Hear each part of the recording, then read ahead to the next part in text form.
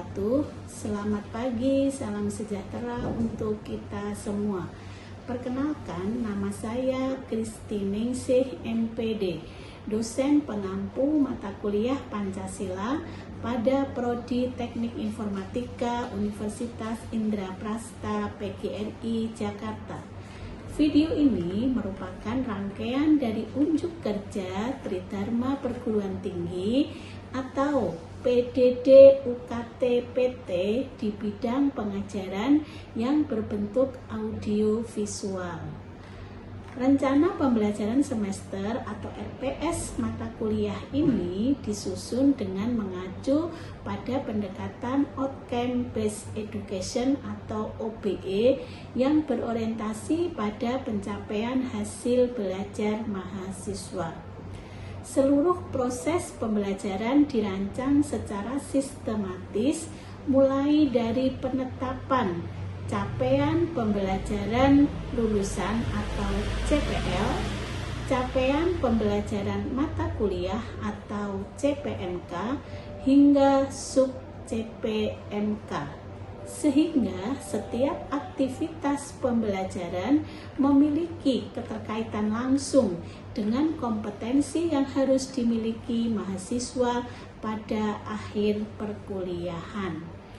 Mata kuliah Pancasila ini bertujuan membentuk mahasiswa yang tidak hanya memahami konsep Pancasila secara teoritis, tetapi juga mampu berpikir kritis, bertanggung jawab, serta mengimplementasikan nilai-nilai Pancasila dalam kehidupan bermasyarakat, berbangsa, dan bernegara.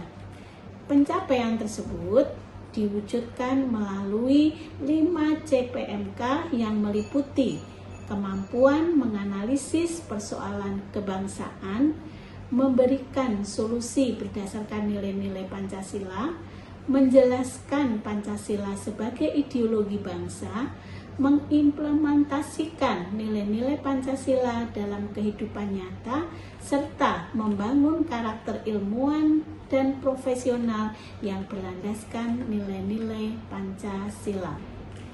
Implementasi OBE dalam RPS ini terlihat dari adanya sub CPMK yang disusun secara bertahap sesuai dengan tingkat kemampuan kognitif, afektif, dan psikomotorik. Mahasiswa diarahkan untuk menguasai kompetensi mulai dari memahami konsep dasar, merefleksikan sejarah dan kedudukan Pancasila, menganalisis implementasi Pancasila dalam kehidupan bernegara, mengantisipasi ancaman radikalisme, mengaktualisasikan nilai-nilai Pancasila sebagai sistem filsafat dan sistem etika, hingga mengembangkan ilmu pengetahuan berdasarkan nilai-nilai Pancasila serta menghargai keberagaman sebagai kekayaan bangsa Indonesia. Materi pembelajaran ini disusun secara berurutan dan mendukung pencapaian setiap sub CPMK yang meliputi pengantar pendidikan Pancasila, sejarah Pancasila, Pancasila sebagai dasar negara, sebagai ideologi negara, antisipasi radikalisme dan terorisme, Pancasila sebagai sistem filsafat, sebagai sistem nilai, sebagai dasar pengembangan ilmu, serta implementasi nilai-nilai Pancasila dalam kehidupan bermasyarakat. Struktur materi tersebut menunjukkan adanya kesinambungan antara capaian pembelajaran, bahan kajian, dan kompetensi akhir yang diharapkan. Strategi pembelajaran menerapkan pendekatan Student Centered Learning atau SCL melalui berbagai metode seperti metode diskusi, collaborative learning, problem based learning, dan project based learning.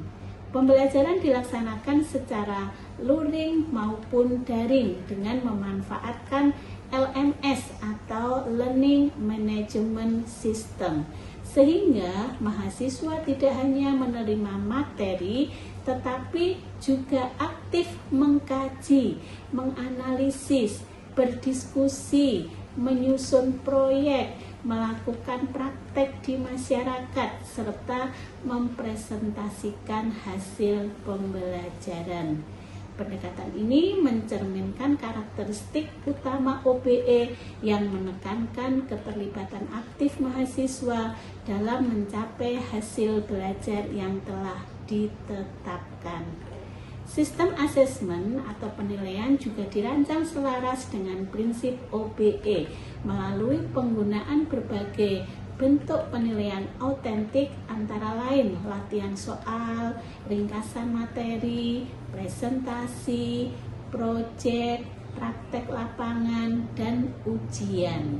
Penilaian dilakukan secara berkelanjutan dengan memperhatikan ketercapaian indikator pada setiap sub CPMK, sehingga hasil belajar mahasiswa dapat diukur secara komprehensif dari aspek pengetahuan, keterampilan, dan sikap. Komponen penilaian terdiri atas tugas sebesar 20%, ujian tengah semester atau UTS sebesar 30%, berikutnya ujian akhir semester atau UAS sebesar 50%. Dengan demikian, RPS mata kuliah Pancasila telah mengimplementasikan prinsip-prinsip Outcome Based Education atau OBE melalui penyelarasan antara capaian pembelajaran, strategi pembelajaran, aktivitas mahasiswa, metode asesmen, serta evaluasi pembelajaran. Pendekatan ini diharapkan mampu menghasilkan lulusan yang memiliki kompetensi akademik, karakter kebangsaan, kemampuan berpikir kritis, serta mampu mengimplementasikan nilai-nilai Pancasila secara nyata dalam kehidupan profesional maupun sosial. Demikianlah penjelasan dari saya terkait dengan RPS mata kuliah Pancasila. Sekian, billahi taufik wal hidayah. Wassalamualaikum warahmatullahi wabarakatuh. Assalamualaikum warahmatullahi wabarakatuh. Waalaikumsalam warahmatullahi wabarakatuh. Baik, selamat berjumpa lagi dengan saya Ibu Justinegre, dosen mata kuliah Pancasila. Sebelum kita mulai untuk pembelajaran pada hari ini, mari kita sama-sama berdoa sesuai agama dan kepercayaan masing-masing. Berdoa dimulai. Berdoa selesai. Apa kabar semuanya? Baik. Alhamdulillah, luar biasa. Semuanya sehat? Sehat. Itu nikmat yang tidak terkira ya. Karena hanya dengan sehat dan tentunya hanya dengan sehat dan semangat kita bisa menjalani perkuliahan atau menjalani aktivitas apapun. Jadi dipastikan diri kita sehat dan selalu semangat. Baik, nanti untuk persepsinya kalian langsung di LMS-nya masing-masing ya. Jadi saya tidak perlu mengabsen kalian karena semuanya sudah hadir ya. Jadi tinggal nanti klik LMS-nya masing-masing. Yang tahu password LMS kan kalian sendiri ya. Baik, persepsi sudah. Kalau kemarin pertemuan kita itu kan bahas tentang apa? Siapa yang masih ingat? Pancasila sebagai dasar negara. Sebagai dasar negara ya. Sebagai dasar negara itu Pancasila disahkan oleh PPKI pada tanggal berapa tadi? 18 Agustus tahun 1945. Jadi sehari setelah kemerdekaan. Masih ingat semua ya. Nah, terus Pancasila sebagai dasar negara itu Pancasila digunakan sebagai dasar penyelenggaraan bagi siapa saja? Bagi pemerintah untuk melaksanakan kewajiban. Itu ya, itu materi minggu kemarin. Nah,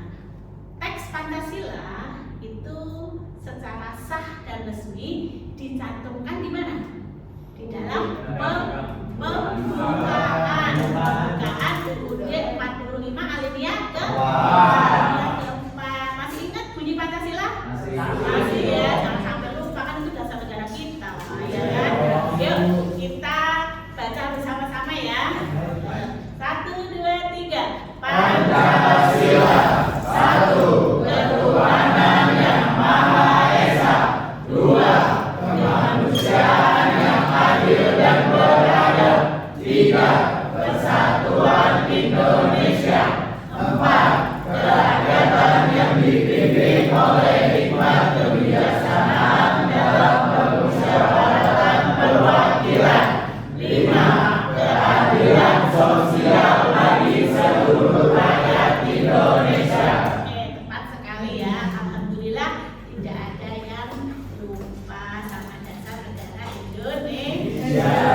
Oke, kita mulai untuk materi hari ini yaitu Pancasila sebagai sistem etika. Next.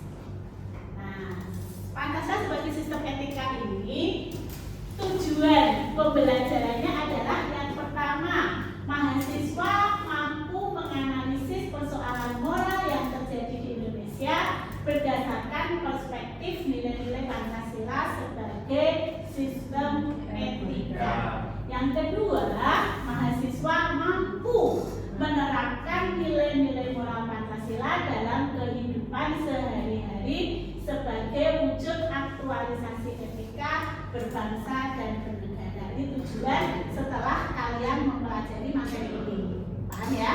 Lanjut. Pengantar, coba Mbak dibaca. Pancasila sebagai sistem etika berarti kelima sila Pancasila membentuk satu kesatuan yang utuh sebagai landasan moral bangsa Indonesia. Nilai-nilai Pancasila berfungsi sebagai pedoman dalam menilai baik buruknya suatu tindakan, sikap, dan perilaku dalam kehidupan bermasyarakat, berbangsa, dan bernegara. Dengan demikian, Pancasila tidak hanya menjadi dasar hukum negara, tetapi juga menjadi sistem etika yang membimbing warga negara untuk bertindak secara moral dan bertanggung jawab. Oke, ini ya. Ini keterangannya adalah kalau yang kemarin kan Pancasila sebagai dasar negara. Kalau hari ini Pancasila adalah sebagai sistem etika, yaitu sebagai pedoman untuk menilai apa itu? Menilai baik dan buruknya suatu tindakan, suatu sikap dan perilaku dalam kehidupan sehari-hari. Jadi perbuatan kamu itu dikatakan baik dan buruk itu sesuai dengan Pancasila. Oh, ini mencuri itu perbuatan yang tidak baik. Kenapa mencuri termasuk perbuatan yang tidak baik? Bertentangan, ya bertentangan dengan sila pertama. Ya. Sila pertama itu sudah bertentangan dengan sila kedua dan sebagainya. Ya. Jadi satu perbuatan itu bisa melanggar ya, atau bisa bertentangan dengan semua sila-sila dalam Pancasila. Ini ya, sebagai sistem etika yang membimbing warga negara untuk bertindak Saya baca boleh? boleh. Etika politik Pancasila. Prinsip utama etika politik Pancasila meliputi: 1. Kejujuran dalam setiap tindakan dan ucapan. 2. Tanggung jawab atas keputusan yang diambil. 3. Serta transparansi dalam penyelenggaraan pemerintahan demi kepercayaan publik. Selain itu, etika politik Pancasila juga menekankan keadilan bagi seluruh rakyat, penghormatan terhadap kemanusiaan, musyawarah mufakat dalam pengambilan keputusan, serta mengutamakan kepentingan umum di atas kepentingan pribadi atau golongan. Ini kenapa etika Pancasila, etika politik Pancasila itu digunakan? Karena ini alasannya. Karena prinsip utama etika politik Pancasila adalah kejujuran. Kemudian Pancasila juga menekankan keadilan seluruh rakyat. Nah, kalau ini etika politik Pancasila itu digunakan dengan sebaik-baiknya, tidak mungkin lagi ada korupsi. Oke, lanjut. Korupsi sebagai persoalan etika. Nah, ini kita bahas tentang korupsi ya. Siapa nanya baca? Coba kamu ya. Nih, bisa baca nggak? Kelihatan? Korupsi bukan hanya pelanggaran hukum, tetapi juga pelanggaran moral. Bentuk perilaku koruptif meliputi suap, gratifikasi, penggelapan, nepotisme, dan kolusi. Dampaknya terhadap nilai Pancasila merusak kepercayaan publik, mencederai keadilan sosial, menghancurkan persatuan, dan melanggar nilai kemanusiaan serta tanggung jawab terhadap Tuhan. Nah, ini benar nggak ini?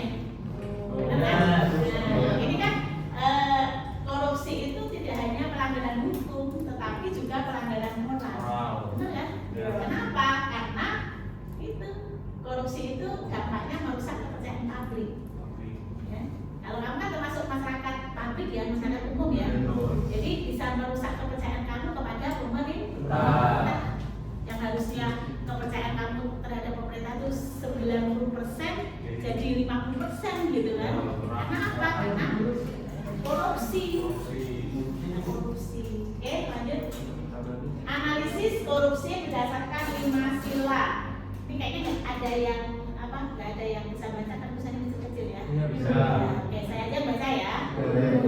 Sila pertama, ketuhanan. Korupsi melanggar nilai religius dan integritas moral yang diajarkan semua agama. Semua agama itu kan pasti melarang korupsi ya. Tidak ada agama di Indonesia itu yang mengiyakan korupsi, itu nggak ada. Karena semua agama itu mengajarkan kebaikan. Dan yang kedua, korupsi merendahkan martabat manusia dan mencederai rasa keadilan bagi seluruh masyarakat. Benar nggak? Betul. Karena dia merendahkan martabatnya sendiri. Benar nggak? Iya. Kalau orang jujur nggak mungkin akan korupsi. Kalau orang baik nggak mungkin akan korupsi kan? Yang sila ketiga, persatuan. Korupsi memecah kepercayaan publik dan merusak solidaritas bangsa. Benar nggak? Kalau kamu meresapi kalimat-kalimatnya itu betul semua. Sila keempat, kerakyatan. Korupsi mengkhianati amanat rakyat. Benar nggak? Korupsi menghancurkan prinsip musyawarah dan perwakilan yang jujur. Benar nggak? Kamu sudah memilih wakil rakyat, memilih dengan sepenuh hati. Tahu-tahu wakil rakyatnya korupsi. Kamu kecewa nggak? Kecewa. Pasti kecewa banget. Itu sila keempat. Kemudian sila kelima terakhir, korupsi merampas hak rakyat atas kesejahteraan. Benar nggak? Ya. Memperlebar kesenjangan sosial. Benar nggak? Kemudian yang terakhir, menghambat pemerataan pembangunan yang berkeadilan. Betul banget ya? Masya Allah. Jadi korupsi itu benar-benar pelanggaran moral yang sangat berat. Ya. Kita harus memberantas korupsi yang ada di negara kita. Oke, lanjut ya. Nah, ini tadi kan sudah saya jelaskan tuh tadi ya, moral sesuai dengan yang tidak sesuai dengan Pancasila gitu ya. Nah, sekarang kita mau studi kasus. Kita mau diskusi bareng-bareng ya. Oke, saya bacakan. Seorang pejabat pengadaan barang pemerintah memenangkan tender proyek senilai miliaran rupiah untuk perusahaan milik kerabatnya.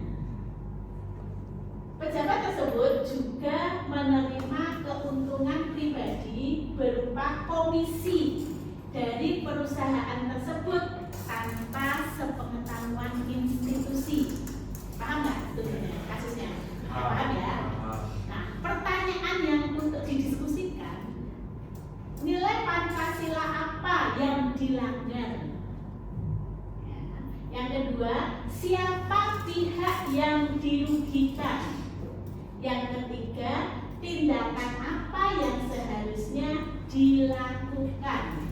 Dan yang keempat, bagaimana mencegah kasus serupa supaya tidak terjadi lagi? Oke, paham ya? Ya, silakan didiskusikan dengan teman-temannya ya, bisa ngobrol ya.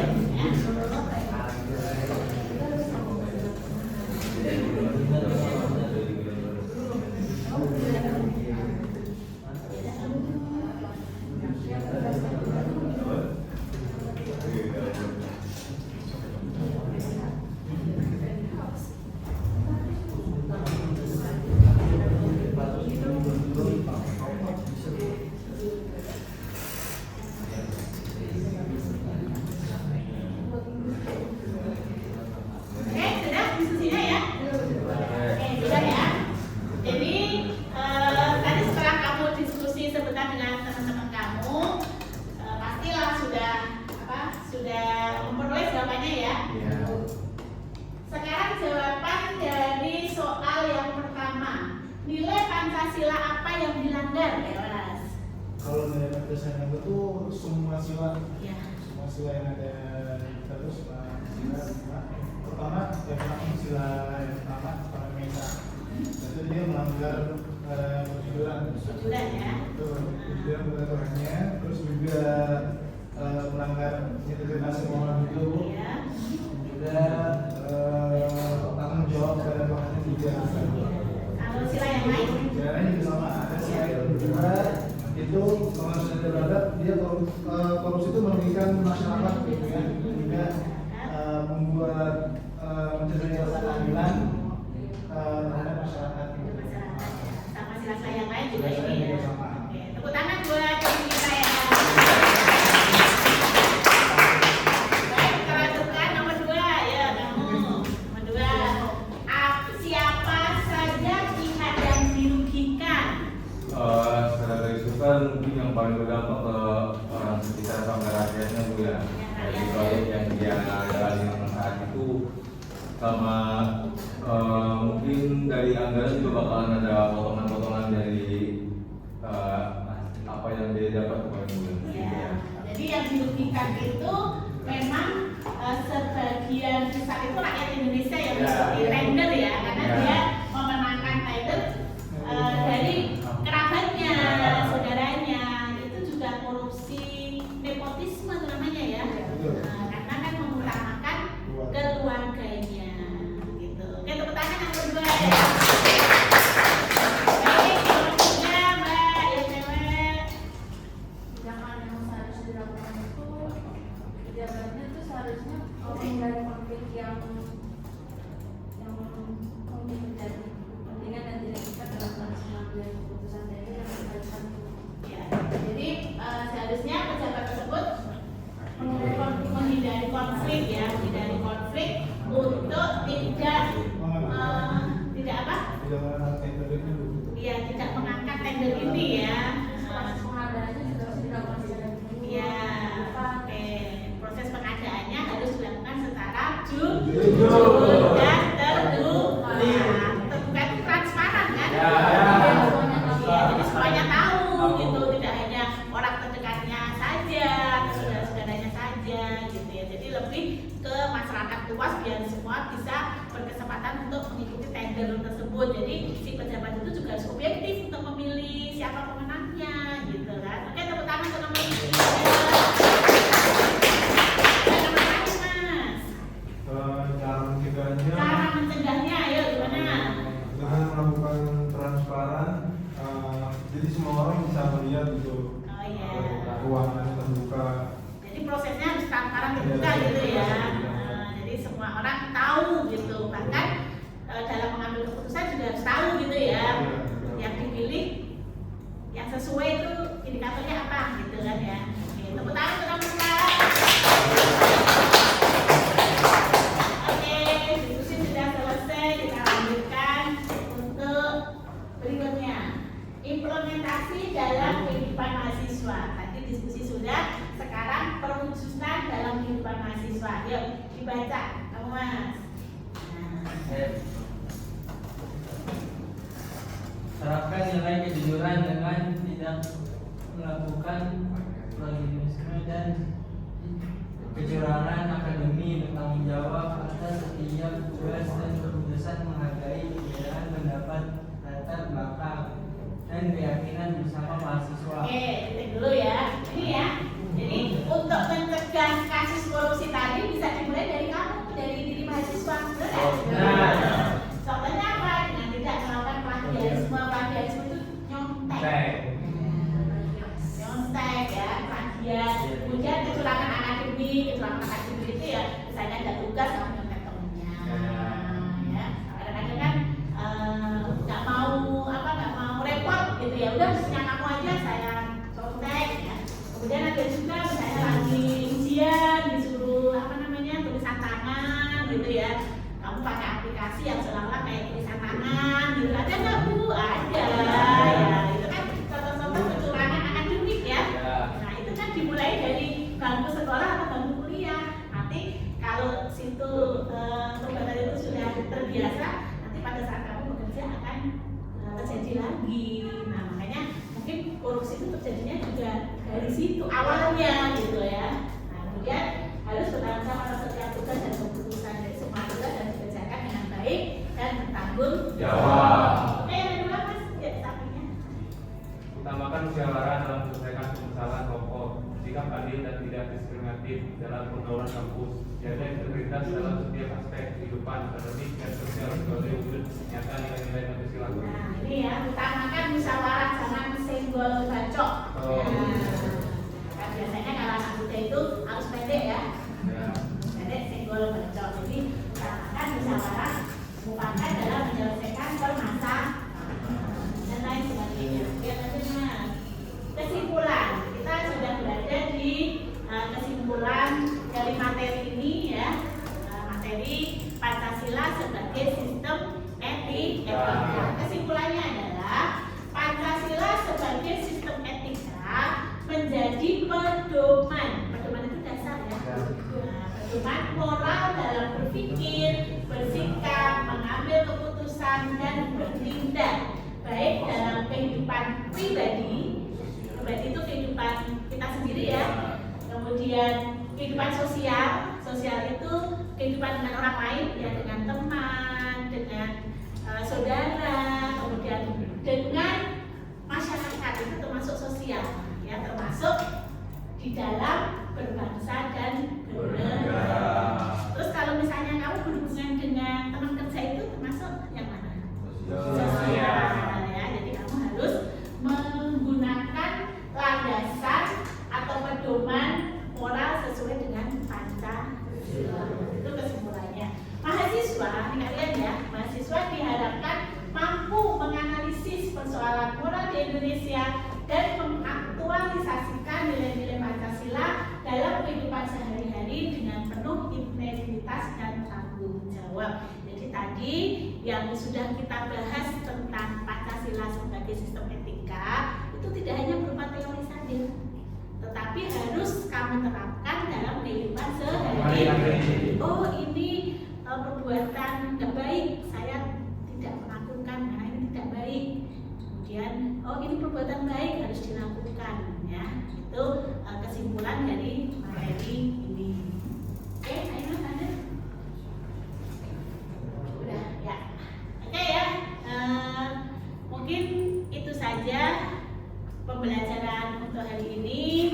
Saya berharap mudah-mudahan apa yang saya ajarkan tadi tidak hanya berhenti sebagai teori atau pengetahuan saja, akan lebih bermakna dan bermanfaat apabila kamu lakukan atau kamu jadikan dasar dalam kehidupan sehari-hari. Baik, saya tutup dengan membaca hamdalah. Alhamdulillah.